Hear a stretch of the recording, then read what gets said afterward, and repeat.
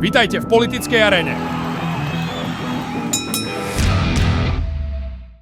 Ľuboš Blaha vystúpil v rozhovore s novinárom Petrom Bielikom pre kanál 1, kde sa venoval aktuálnym geopolitickým témam a postaveniu Západu vo svete. V diskusii ostro kritizoval politiku Spojených štátov amerických voči krajinám ako Kuba či Venezuela a poukázal na dôsledky sankcií a blokád.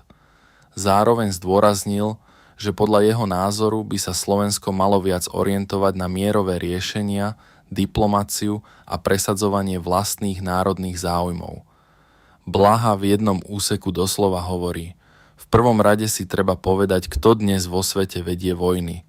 Za posledné 3 mesiace to boli Američania, respektíve Západ, ktorý uniesol vojenský prezidenta Venezuely a tým pádom porušil medzinárodné právo.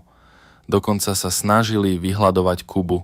Ja som teraz bol 2 týždne na Kube a videl som tie šialené a strašidelné následky americkej blokády, ktorú dneska Američania tak silno pritvrdili, že na Kubu sa nemôže dostať ani kvapka ropy, ani kvapka energií. A oni jednoducho nemajú elektrinu. Ľudia tam budú umierať na dialýzach, malé deti, ale to je Európe absolútne jedno. Ani náznak solidarity s Kubou. Toto je šialené. Ja som presvedčený, že dnes musíme hovoriť o diplomácii, o miery. Nemôžeme robiť tajtrlíkov Američanom, ktorí vedú imperiálne vojny. A musíme sa vedieť zastať aj režimov, ktoré sa nám možno v Európe nepáčia. A teraz hovorím naozaj o Iráne, ktorý má ďaleko od toho, že by som ho obhajoval z hľadiska vnútorného usporiadania. Ale medzinárodné právo musí platiť pre všetkých.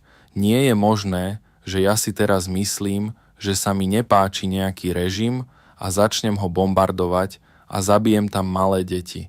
Tak prečo potom nebombardujú Američania Saúdskú Arábiu? Tam je nejaká demokracia, tam sú nejaké ľudské práva, to je číre pokrytectvo.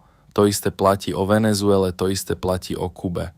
Jednoducho Európa sa musí principiálne zastať tých slabších.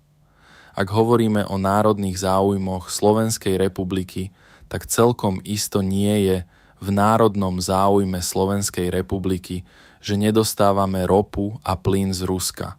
Lebo to bolo ďaleko lepšie pre našu ekonomiku.